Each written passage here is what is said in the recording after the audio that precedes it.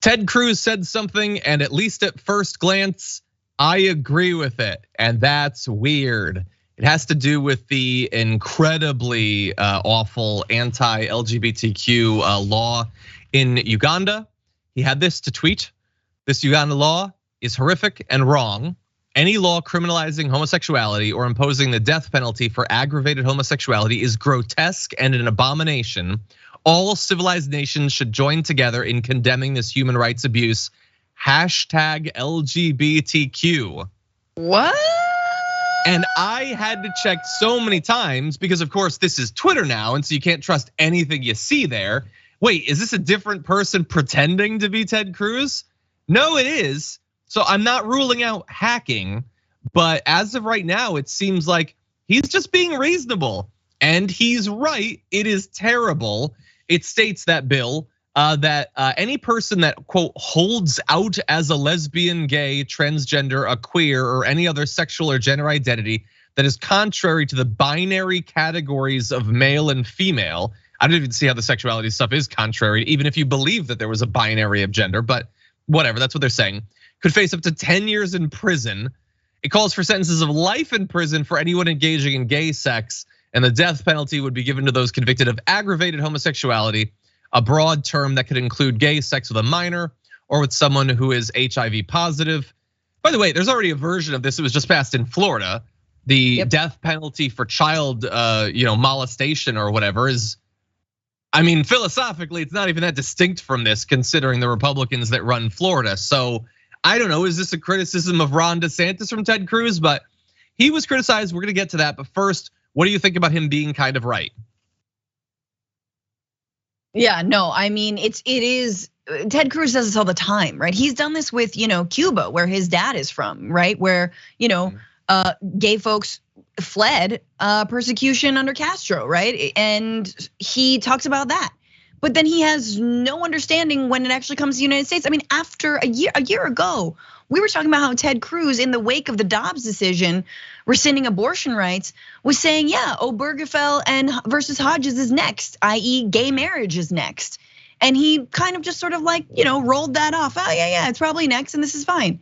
That is discrimination. Like, I understand you think there's a big difference between obviously like, the death penalty and not allowing gay marriage, but it is a short slope backwards to that, or forwards, or wherever they want to go, down. Down into the depths of hell. Down. Yeah, and by the way, you do not have to dig very far into the people who support the one to find out that they would support the other. And you know what? Why don't we get into some of the criticism that Ted Cruz received for just saying, hey, let's not kill people for being gay, right? No? Oh dear God. Here are some comments. Lauren Witzke, who is another person who tweets and also a Senate candidate. Those are now the same thing. Anyway, says they are protecting their youth. Unlike the lawmakers in Texas, the Uganda government recognizes that if you give an inch, the LGBTQ mafia will take a mile. While you guys struggle to stop drag queens from twerking on the laps of toddlers, when the hell is that happening? Anyway, they stop it before it starts. Texans can't protect their borders. Texans can't protect their kids. Texans can't protect cities from becoming liberal. Worries about your own state before you worry about Uganda. She's a candidate anyway, but that's how I hear her. Anyway, to be clear, she is against the LGBTQ mafia because if you give them an inch, they'll take a mile. Meanwhile, she supports executing people for being gay. Talk about taking a mile. You think the state should be able to kill people because of who they want to have sex with. But the okay, mafia, LGBTQ mafia. Like I think you saw Queer Eye for like a second and then was like, there's a mafia. Anyway. It's scary stuff. She is persuasive though. I did see this other tweet of hers, which opened my eyes.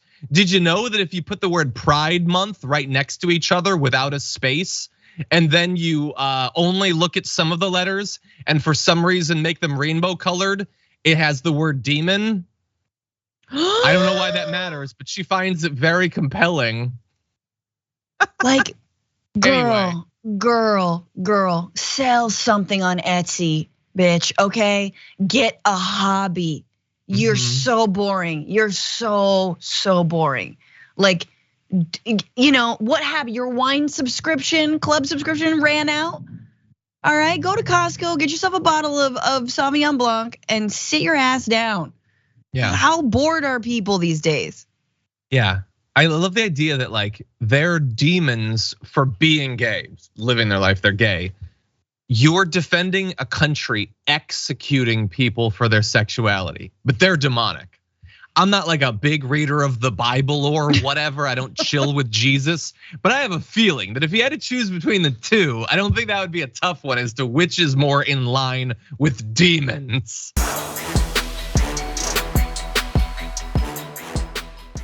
Check out the Damage Report podcast each day, wherever you get your podcasts, whether Pocket Casts or Stitcher or iTunes.